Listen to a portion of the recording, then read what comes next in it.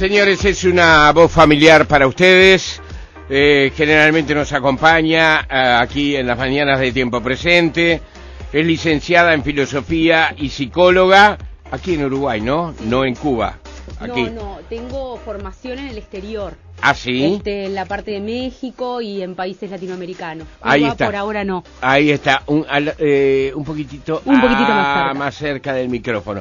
Licenciada en Filosofía y psicóloga, especializada en psicología forense y criminológica, directora del Instituto de Criminología y Psicología Forense del Uruguay.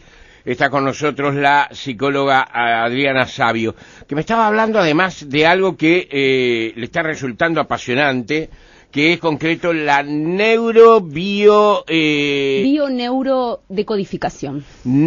Decodificación. Que ciencias, una de las ciencias últimas de investigación en el ámbito de la salud mental, que está centralizada en la teoría de Henry Corbera, de la bioneuroemoción, y actualmente yo te comentaba, Jorge, previamente, que se está trabajando mucho aplicándose al ámbito de la criminología, para la investigación en trastornos de personalidad y justamente investigar de qué se trata, qué sucede en las mentes y en el ámbito psicoafectivo de estos sujetos, ¿no, verdad? Ahí está. Además de tener un nombre que es nuevo, es una disciplina relativamente nueva, ¿no, Adriana? Muy nueva, muy reciente, y en realidad lo que busca es combinar, diríamos, las ciencias duras con las ciencias más fácticas. O sea, cómo en realidad el medio o la ecología en la que nosotros nacemos nos altera o nos puede alterar negativamente el ámbito, diríamos, el aspecto, biológico, y como consecuencia de eso la conformación de lo neuropsicológico y posteriormente, las traumatizaciones que puede generar, ¿no, verdad? El cuerpo tiene una mente. En realidad el basamento central es ese. Nuestro cuerpo tiene una mente aparte de nuestra mente racional. Cuando el niño nace, que es uno de los aspectos que se estudia en investigación criminal, es muy importante poder prevenir a través de lo que vendría a ser el contacto y la empatía en el niño, o sea, poder promover todo ese tipo de, diríamos, cuidados iniciales, ¿sí? Con el objetivo de evitar después, posteriormente, que el niño quede traumatizado y genere psicológicamente otros aspectos. Un ejemplo. En psicópatas, por ejemplo, se ha analizado, se ha investigado que en realidad la mayoría de las veces en estimulación temprana han sido muy malos sus contactos con sus vínculos iniciales, principalmente las madres, ¿no, verdad? Hay una desafectivización. Entonces, principalmente las madres. Sí, principalmente las madres que en realidad tienen un bajo contacto o un mal vínculo con el niño desde los primeros años. ¿Sabes, Adriana, que sobre este tema, y perdón que te interrumpa, no, ¿verdad? Contrario. Y que sea autorreferencial, no me gusta hacerlo. Pero más de una oportunidad cuando se habla de la violencia del hombre, que es real sobre la mujer, ¿verdad? Estoy hablando de los casos en donde existe violencia, porque también existe mucha ternura de los hombres a las mujeres, ¿verdad? Sí. Estamos hablando de casos que realmente nos conmueven a todos, que nos parecen absolutamente deplorables y cobardes, que es cuando el hombre utiliza la violencia física o psicológica sobre la mujer. En alguna oportunidad, en diálogos que he tenido sobre este tema, he señalado también que la mujer muchas veces ejerce violencia, y la ejerce sobre todo sobre el niño. Sí, claro, y he tenido grandes problemas porque me han dicho, no, es una manera de disimular el gran tema central que es la violencia del hombre sobre la mujer. Yo les he dicho, vayan al Pereira Rosell y pregunten. Claro. La violencia física expresada en palizas muy grandes, generalmente por la madre, y el abandono, que es otra forma de violencia muy grande, ¿no? Totalmente, porque nosotros tenemos que partir de la base que los núcleos violentos justamente son núcleos familiares violentos. De hecho, uno de los cursos que vamos a impartir este año tiene que ver con maltrato y abuso transgeneracional. El abuso y el maltrato se, transmite de 3 generaciones en adelante, justamente, y se pasa de generación en generación como un código común y natural de comunicación, que despliega, su núcleo en torno a la violencia. Entonces, estas mamás, la mayoría de las veces, son hijas de padres violentos, que transmiten el código violento y que eligen a un compañero violento, y que muchas veces sucede, y esto yo no estoy culpabilizando a las mamás. No, claro, menos, tampoco estamos generalizando con las mamás, ¿no? Pero son mamás que la mayoría de las veces no saben qué otro tipo de código de comunicación transmitir, y el que transmiten es el de la violencia, justamente, y estos hijos, bueno, son niños que nacen desafectivizados en ese aspecto. ¿Sabes, Adriana, que una vez José Carvajal, el sabalero, sí, cómo no, me contaba que cuando tuvo su primer hijo era él muy joven? Y una de las cosas que le pasaba era que él quería trasladar a su hijo todo lo que despertaba en él. Y él no tenía, debido a su juventud, no tenía ni la experiencia, digamos, de levantar, de algo tan elemental, exactamente, levantar al niño, tenerlo en brazos, saber qué hacer cuando tenerlo en brazos. Eso me contaba el inolvidable sabalero hace tiempo. Tenía la música. Probablemente tenía la música. Que es un canal excepcional. Ahí está, ahora hablamos de eso. En el caso de las mamás, muchas veces se habla que las mamás tienen hoy niños, dan a luz en edades en que son todavía ellas unas niñas. ¿Cómo no? Que también es un acto de violencia. Ahora me lo decís.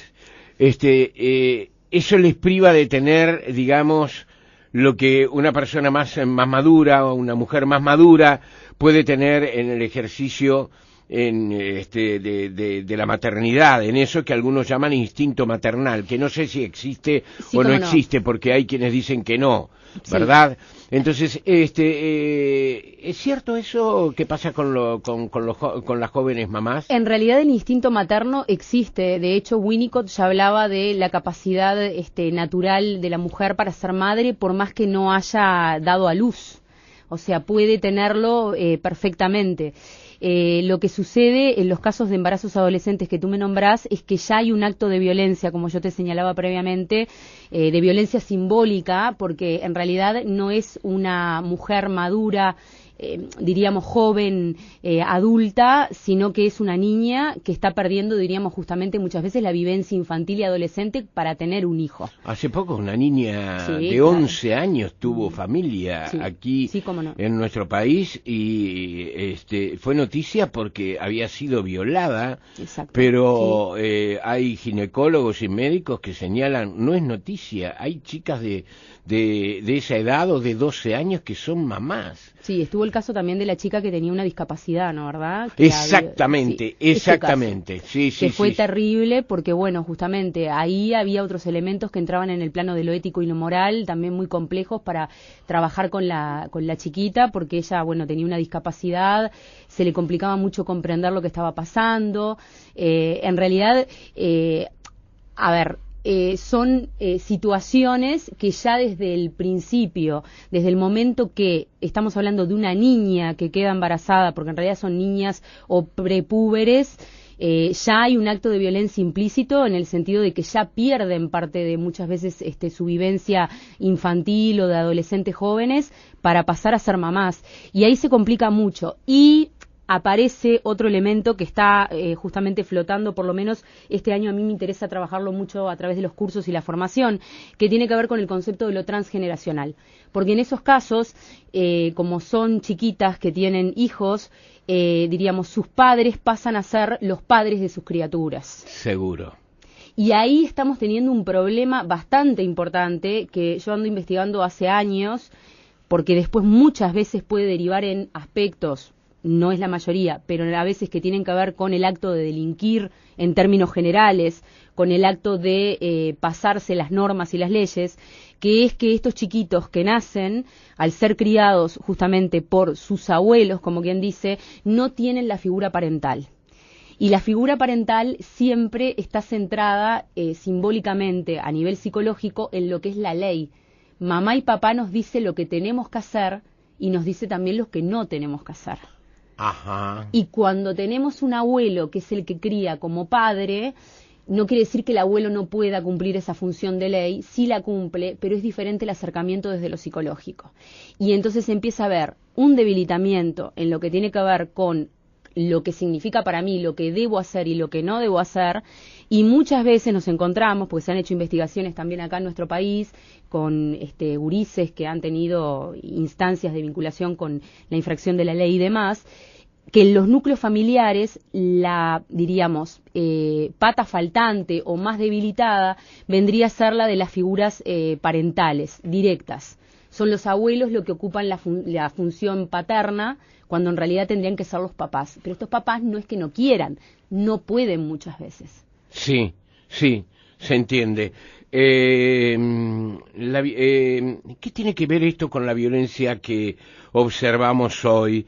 Adriana, en más de una ocasión hemos hablado incluso de casos específicos. Tú has atendido algunos de los asuntos realmente que han estado en la primera plana de la información. Recórdame algunos, Adriana. Bueno, hay muchos casos, pero por ejemplo, yo recuerdo el del muchacho de Maldonado, el caso del muchacho de Maldonado que cometió más de 3 homicidios, que fue uno de los últimos casos que trabajamos contigo acá en la mesa el año pasado. ¿Eso es un asesino serial? ¿3 homicidios? En realidad, cuando hay ya la aparición de un tercer caso donde el sujeto no puede evitar la revisión de la comisión de los actos criminales, ya se está hablando de serialización. Hoy por hoy se habla de compulsividad al acto de matar. Mirá. O sea, tienen una conducta compulsiva frente al acto de matar. En este caso, el muchacho por más que lo argumentaba, porque por supuesto siempre tienen un discurso para argumentarlo, argumentó cada uno de sus actos. En realidad, lo que claramente se veía en su discurso es que ya a partir del segundo caso que mató, ya él era como que podía haber solucionado la situación de otra manera y elegía el homicidio para, diríamos, rematar la circunstancia criminal en la que estaba involucrado, ¿no, verdad? ¿Qué sienten, Adriana? ¿Sienten el placer de matar o sienten que solucionan un problema que no pueden resolver de otra forma? Bueno, es una pregunta que puedo contestar por un año. A ver, 1 año y medio. 1 año y medio. Es una pregunta muy interesante. En realidad, lo que se ha descubierto, lo último que se ha investigado en el tema, que viene a ser, a ver, las psicopatías y la criminalidad es como el gran agujero negro de las ciencias forenses, ¿no? Todas las ciencias forenses se cuestionan mucho sobre este tipo de personalidades, sobre este perfil. En realidad lo que sienten no se sabe exactamente. Lo que sí se ha analizado, y ahora y por hoy se está trabajando desde lo neuropsicológico y lo bioemocional, es que no pueden parar frente a la comisión del acto criminal. ¿Por qué? Porque en realidad lo que están tratando de subsanar, entre comillas, a nivel simbólico en sus aparatos psíquicos, es poder darle una solución a un trauma que no saben cómo solucionar. Y en realidad eligen el terminar con la vida de otra persona para poder dar un cierre psicológico a esa situación traumática. Ellos, la mayoría de las veces, y esto no es para justificarlos, han sido hijos de victimarios, justamente. Y una de las teorías que a mí me agrada bastante y que me parece muy interesante es la teoría que plantea que en realidad a futuro lo que hacen es cambiar la posición del victimario por el de la víctima. Ellos sienten que si se ponen en la posición del victimario posteriormente ellos, la víctima pasa a ser otra y dejan de ser ellos mismos. Ajá. Entonces hay un juego de cambios, de rotación en esa mente, que es muy complejo. Yo lo estoy simplificando muchísimo. Hoy por hoy, a nivel de la neurocriminología, que es lo último que se está trabajando, yo estoy en contacto con el Departamento de Investigación de México de la UNAM, con la doctora Frechi Otrosky Solís, que es una eminencia, trabaja solamente con psicópatas. Lo que se está investigando es que hay, primero, un trabajo muy importante en estos cerebros a nivel de la parte raquial, de la parte instintiva. Hay mucho desarrollo de lo instintivo, mucha generación de hormonas, la mayoría de las veces más masculinas que femeninas, incluyendo en casos de seriales femeninas. Son mucho más masculinas ellas que cualquier otra mujer, porque hay un aumento de hormona masculina que induce a la violencia, más comúnmente que en otro caso. ¿Somos más violentos los hombres? Los hombres, no sé si son más violentos, porque en realidad decir que son más violentos tiene una connotación social que habría que analizar. Y que en realidad sería etiquetarlos, que no me parece, yo no estoy de acuerdo. Lo que sí hay en el varón es diríamos, a ver cómo explicarlo, una organización más rápida para poder hacer emerger las hormonas, que en este caso son las testosteronas y las derivadas de las testosteronas, a el cerebro, que hace que el varón pase más rápidamente al acto que la mujer. Sí. Sin embargo, y hay uno de los cursos que yo voy a dar este año que son solo sobre perfiles de mujeres seriales, en las mujeres lo que encontramos es que hay una pasión en el acto criminal mucho más instrumentalizada que en el varón. Esa es una pregunta, señora, Muy que yo le he efectuado sí, a usted. cómo no. Yo le he preguntado a usted no. si es verdad que esto está en parte del imaginario colectivo, ¿verdad? Exacto. Si es verdad que la mujer es más cruel que el hombre cuando mata, cuando asesina, cuando utiliza la violencia. Puede llegar a tener una crueldad más organizada porque sabe manejar afectivamente desde lo neurológico la pasión de una forma más controlada que el varón. El varón frente a lo pasional se asusta mucho más mentalmente en el acto criminal. Sin embargo, el varón puede ser también un poco más calculador y frío en programación, en estrategia. Hay pequeñas variaciones. Hay una cosa maravillosa que dice esta mexicana que es colega, que es una maravilla, es una eminencia en el ámbito neurocriminal en México, que es la siguiente: los cerebros de las mujeres y de los hombres son diferentes. No es que sea uno mejor que el otro. Las mujeres en realidad razonamos y pensamos y captamos la realidad a través de lo afectivo y de lo sensible. Y el varón capta la realidad a través de lo racional y de lo comunicacional. Entonces, esta diferencia también aparece en los modus operandi y en la manera de actuar, diríamos, criminalmente a la hora justamente de poder ultimar, diríamos, a un otro, ¿no, verdad? O sea, aparece claramente. Claro. De hecho, por ejemplo, hay un caso muy sonado en México, que es el caso de la Mataviejitas, de Juana Barraza, que esta doctora con la que yo estoy en contacto tomó contacto directamente con ella. Contá un poquito el caso. Se trataba de una nurse, de una enfermera que ultimaba a señoras mayores, sexagenarias, llegó a matar alrededor de casi 20 mujeres de más de 60 años. Demoraron en captarla, en atraparla, alrededor de casi unos 9-10 años para poder captarla porque no la podían capturar. Y en realidad lo que sucedía que cuando iban a las escenas del crimen, todos los investigadores forenses creían y juraban y perjuraban que se trataba de un varón por su modo de matar. Y lo que sucedía era que la mujer hacía lucha libre en sus tiempos libres y que tenía un desarrollo, inclusive tomando hormonas masculinas, un desarrollo neurológico mucho más masculino que femenino, y eso también se veía en su comportamiento criminal. Sin embargo, era una mujer. Claro. Adriana, te has introducido en lo más oscuro, ¿verdad? Sí. En los escenarios más oscuros de cosas. Bueno, lo más oscuro no, hay cosas aún peores como la guerra, por ejemplo, ¿verdad? Pero como los holocaustos, sin duda. Pero te has introducido en escenarios muy oscuros que tienen que ver con lo que el hombre produce, con lo que el hombre protagoniza. Has estado en escenarios de muerte, de asesinato, de abusos, de delitos, de situaciones escabrosas. ¿El hombre es capaz de hacer cualquier cosa?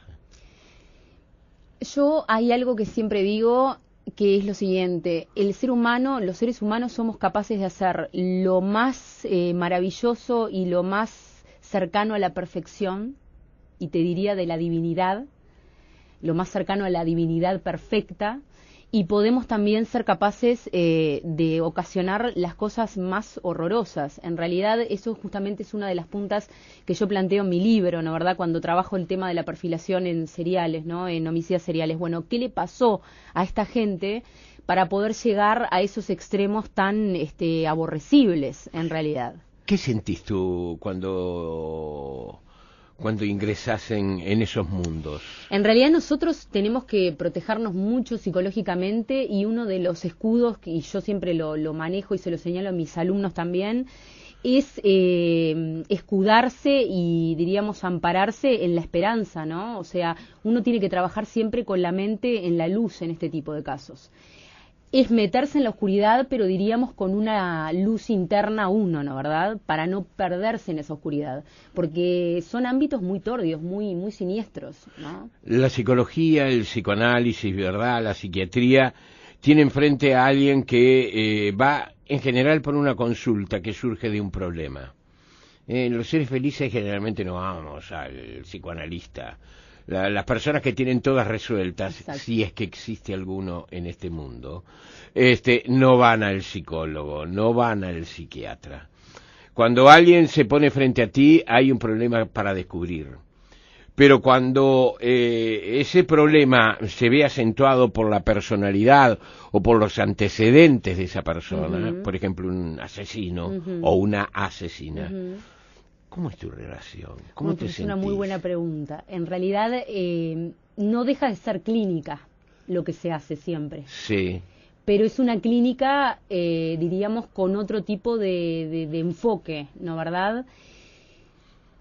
Es muy importante poder habilitar a que el otro devuelva sobre uno. Me parece que eso es clave.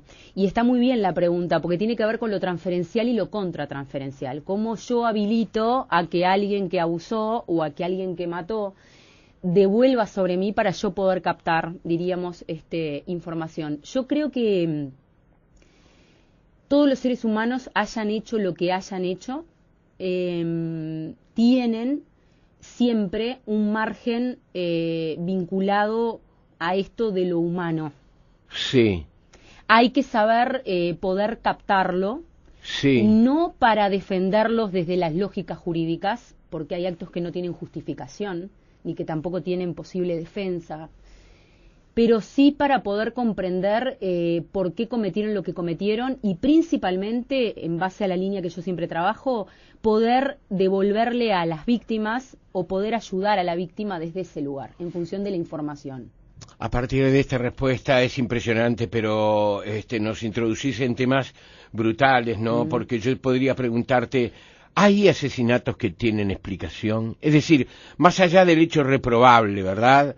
Más allá de eso que uno, digamos, repele, deplora, el cobrar la vida de una persona siempre está mal y siempre estará mal y siempre será algo indebido. Pero hay situaciones que explican el asesinato, que una persona termine con la vida de otra persona. Ya sé, Adriana, estaríamos 3 días para esto. A ver, yo lo que sí te puedo responder rápidamente es que hay una lógica, entre comillas, criminal, que no responde ni a la lógica social que todos compartimos para vivir en sociedad, ni responde a la lógica jurídica, muchísimo menos, ¿no, verdad? En ese sentido puede ser una posible respuesta. Una frase te voy a dejar. Jacques Alain Miller, que es un psicoanalista lacaniano de mucho renombre, francés, expresa en un artículo muy interesante sobre la criminología psicoanalítica que el acto criminal es el acto más esperablemente humano que existe, porque en realidad cuando los seres humanos no hacemos mediar nuestros pensamientos morales, podemos pensar autor. No lo estamos explicando socialmente, pero además. Sin embargo, sí, señor, el acto criminal, claro que sí, que tiene una lógica que hay que poder comprender para poder prevenir y para poder ayudar a las víctimas. Claro. Yo lo veo desde el lado ese luminoso, ¿no? Claro, no estamos hablando de los términos delictivos, ¿no? Exacto. No estamos hablando de alguien que entra a un banco y mata a una persona o a 5 o a 10. Exacto. Estamos hablando de episodios que de repente se van de control y terminan en esa situación sin llegar a la justificación. Cuanto la víctima más conoce, más control va a tener sobre posibles situaciones a futuro en las que pueda estar amenazada y más le vamos a devolver a las víctimas. Mirá qué pregunta te hacen. Tengo una cantidad de preguntas de la audiencia. Bueno, muchas gracias. Diana, por ejemplo, Diana hace una pregunta que es preciosa. Y te digo, Diana, hoy no te la va a responder Adriana Savio, pero vamos a tener la esperanza de que venga en los próximos días. Un gusto. Si desde la niñez se puede anticipar si un ser humano va a ser violento o no.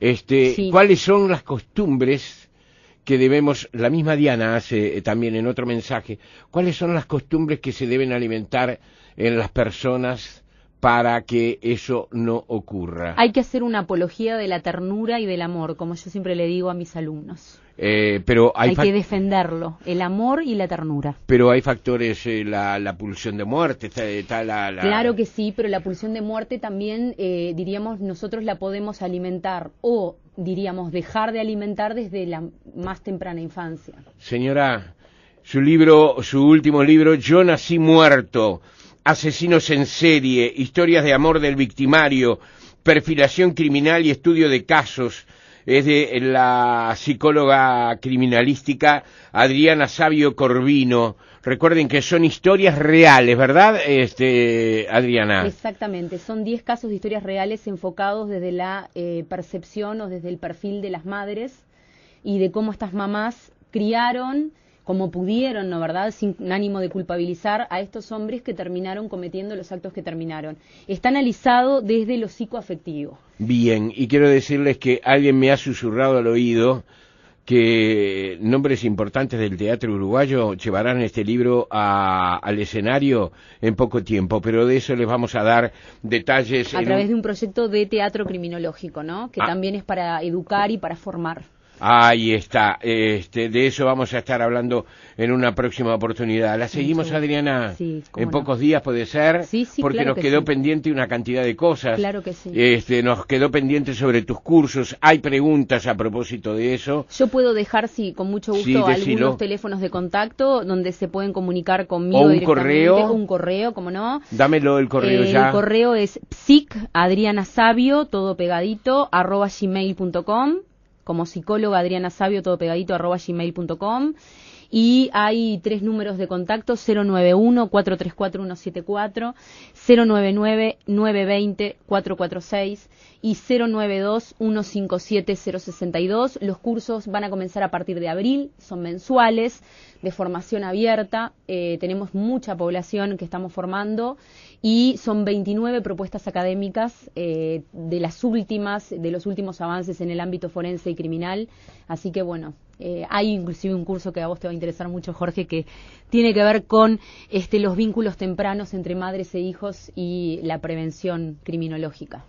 De alguno de esos temas hablamos en la próxima. ¿Cómo no? Licenciada en Filosofía y psicóloga, especializada en Psicología Forense y Criminológica, directora del Instituto de Criminología y Psicología Forense del Uruguay. Ha estado con nosotros la psicóloga Adriana Savio. Hasta dentro de pocos días, Adriana. Muchísimas gracias. Gracias por venir a ti, gracias por tu tiempo. 10 horas, 2 minutos de la mañana. Estamos, pero pasadísimos. Pido disculpas a la audiencia, pido disculpas a mis compañeros. Pero es que Ángel Buceta tiene estas cosas y nos hace pasar de tiempo.